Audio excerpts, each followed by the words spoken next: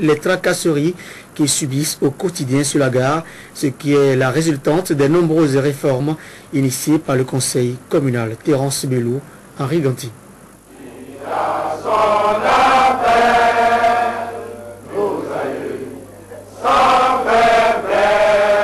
Les responsables syndicaux et les conducteurs de la gare routière de Boycon sont fâchés et très remontés contre les tracasseries quotidiennes dont ils font l'objet, disent-ils, de la part des autorités communales. Les premières personnes dans le viseur de ces syndicalistes, soutenus par le secrétaire général du COSICOTRAB, Claude Quenom, sont bien le maire et le gestionnaire de la gare routière.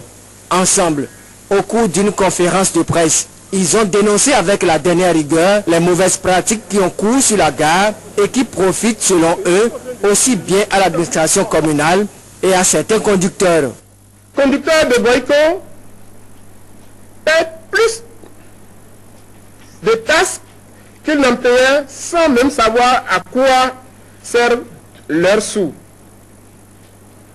N'oublions pas qu'au moment où le maire vilipendait les syndicats pour leur avis la vedette, on ne connaissait pas la taxe de réhabilitation. Mais malgré cette taxe aujourd'hui, la gare routière de Boycon est plus qu'un nid de poule. L'heure a donc sonné, disent-ils, de se mettre ensemble pour lutter. Malgré que tous ces tickets-là sont donnés, vous partez sur Cotonou, vous donnez 500 francs comme frais de positionnement. Et quelqu'un d'autre parmi nous s'en occupe de ça. Et il va s'asseoir à la maison avec ses 4 000. Aujourd'hui, vous allez sur la gare routière de Boycon, un gestionnaire qui est nommé par un maire et qui est sorti par un arrêté communal.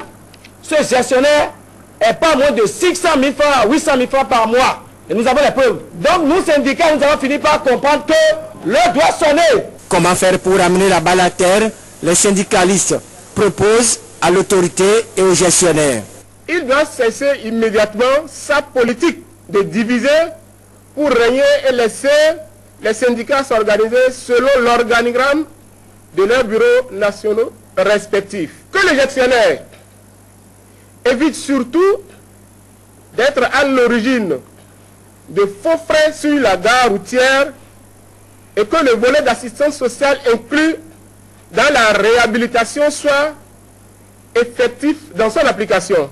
Malgré la tension, les conducteurs de la gare routière de Boycon se disent ouverts au dialogue pour que reprenne la bonne collaboration entre l'administration locale et le monde des chauffeurs.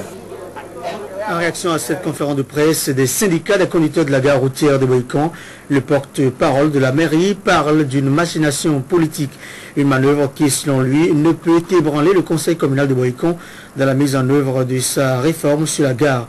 On écoute Jacques Arandino, il est au micro de Terence Bello et de Henri Ganti. Je ne vous apprends rien en vous disant que la gare est un pôle d'intérêt antagoniste.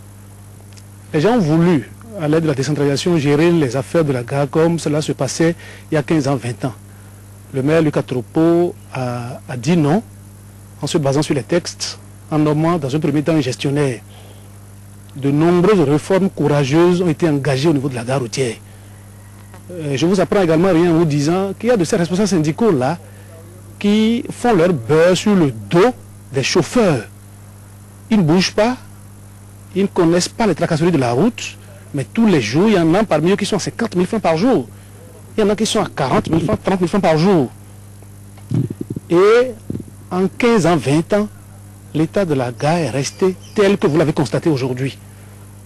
Le maire a dit qu'il vaut mieux mettre en place un plan de réhabilitation de la gare. Et cela a été fait avec la concertation des responsables syndicaux. Ça n'a pas plu à tout le monde. Mais puisque le droit doit prévaloir sur la volonté individuelle d'un certain nombre d'acteurs, le maire a mis en place des réformes. C'est avec eux. Ils ont été d'accord. Et c'est le receveur des finances du Joucoline qui a poinçonné les tickets et qui les met à leur disposition. Vous n'êtes pas également sans savoir que c'est avec eux que nous avons tout fait pour que les différents parcs annexes soient aujourd'hui à l'intérieur de la seule gare routière de Boycon. En son temps, ils ont salué la chose.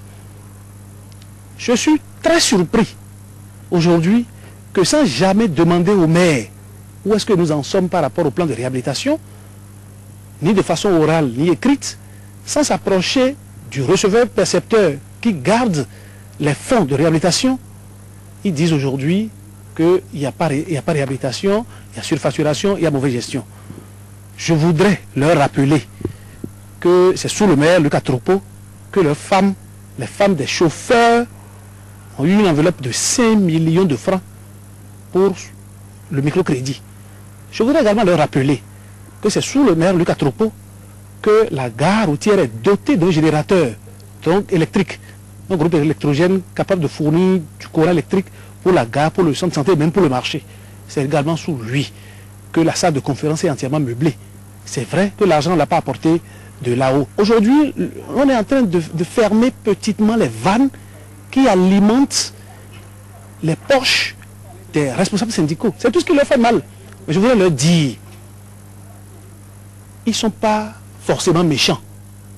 La saison politique fait que certains hommes politiques en perte de vitesse pensent que c'est en manipulant les responsables syndicaux qu'ils vont ébranler le maire dans sa vision.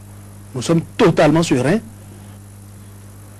Les projets de rapport de performance 2009 et de manuel de suivi-évaluation du ministère de la Famille et de la Solidarité nationale font l'objet d'un atelier de validation depuis hier mercredi.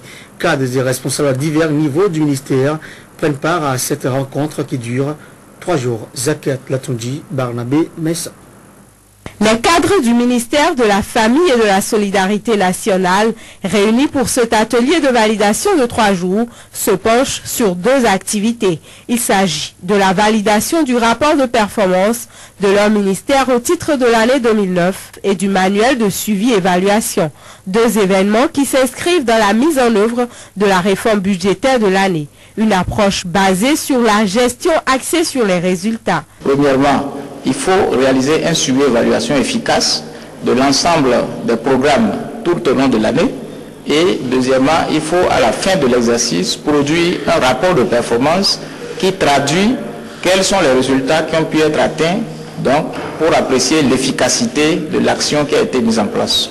La rencontre a démarré ce mercredi au Conseil national des chargeurs du Bénin et prend fin vendredi. Les populations de la cité des Kobourou ont célébré dimanche dernier la bière. C'était l'occasion pour elles de s'offrir la bouteille de leur choix à un coût réduit. Au total, 10 marques de bière étaient sur le marché et c'est la bière, la béninoise, qui bat tous les records de vente malgré l'usure du temps. Franco Romain Santana, Moufide Saboran. Ils étaient des milliers de jeunes gens, jeunes filles, adultes, à prendre d'assaut cette esplanade pour se récréer ce dimanche à l'invitation de la société béninoise de brasserie Sobebra. On avait la possibilité de s'offrir la marque de bière de son choix, mais à prix réel pour satisfaire sa soif. Contrairement aux années antérieures, la clientèle de la Sobebra ne dispose que d'un seul jour pour fêter la bière. Cette mesure, bien que désapprouvée par l'ensemble, n'a pas fait obstacle au déplacement de ces populations en liesse. Faire des bières aujourd'hui là, nous ne sommes pas d'accord. Parce que ça doit faire 3 jours. Avant, c'est pas ce qu'on a souhaité. On a pensé que ce qu'ils ont fait l'autre année, les gens vont faire.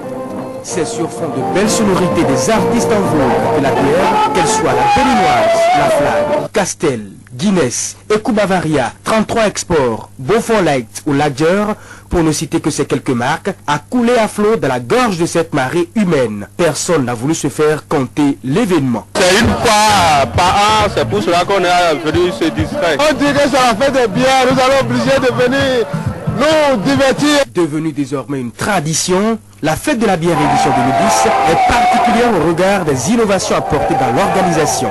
La particularité cette année, c'est que le consommateur, quand il vient, il achète la bière qu'il veut au prix recommandé, c'est-à-dire au prix habituel dans les points de vente. Au total, 12 îles ont été répertoriées pour accueillir l'une après l'autre les manifestations de cette fête.